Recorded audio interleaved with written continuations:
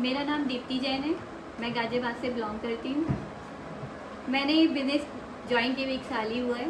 मैंने बिज़नेस इसलिए ज्वाइन किया कि मैं अपनी लाइफ में कुछ करना चाहती थी, कुछ बनना चाहती थी, या यूँ कह सकते हैं कि अपनी लाइफ को नाम देना चाहती थी कि हाँ, हम इस लाइफ में आए हैं तो कुछ करके ही जाएँ।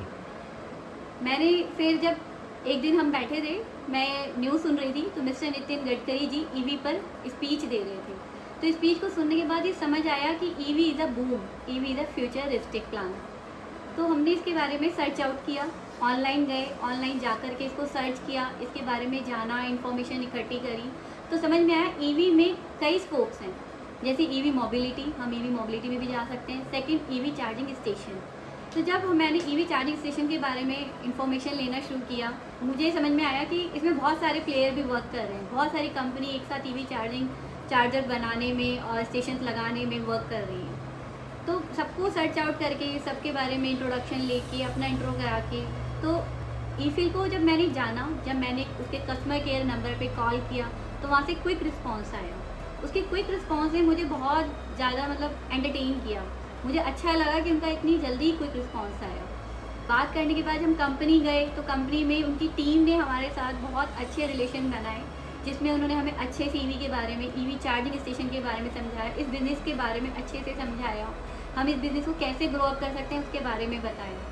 उनके बताने के बाद हमारा माइंड सेटअप हो गया कि हम ईवी चार्जिंग स्टेशन के इंफ्रास्ट्रक्चर में ही जाएंगे। मैंने जब इसकी फ्रेंचाइजी ली तो उसके पेपर वर्क भी बहुत कम थे।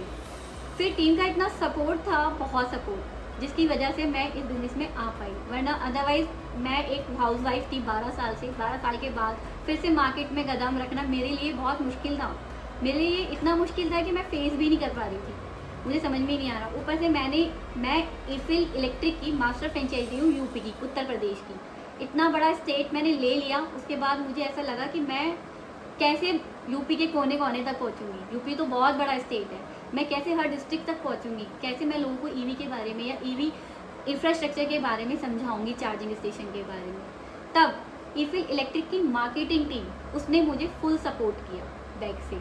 वो हर जगह मेरे लिए मुझसे पहले पहुंचकर वहाँ पे मेरे लिए लीड जनरेट करती, मुझे लीड्स देती, जिससे मैं लोगों से बात कर सकूँ, लोगों को ईवी चार्जिंग स्टेशन के बारे में समझा सकूँ, इनसे आने वाले रेवेन्यू के बारे में उन्हें समझा सकूँ, इस बिज़नेस को कैसे आप साइड बाय साइड अपने एक बिज़नेस के साथ इस बिज़नेस को कैसे आप टैकल कर सकते हैं, इसके बारे में बता सकूँ।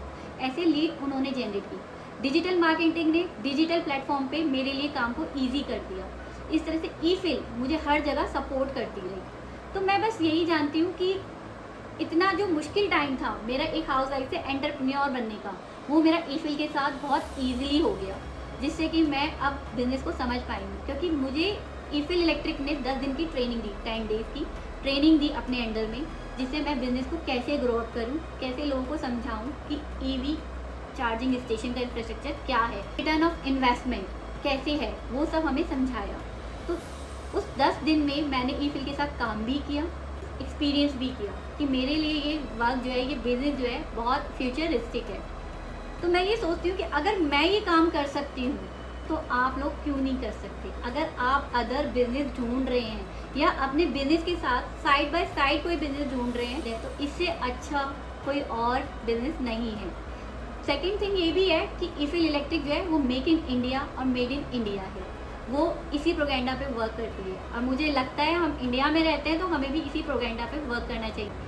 इसलिए मैं ये सोचती हूँ कि अगर कोई भी साइड बाय साइड बिजनेस आप स्टार्ट करना चाहते हैं तो आप ईफिल इलेक्ट्रिक के साथ ही जाएं।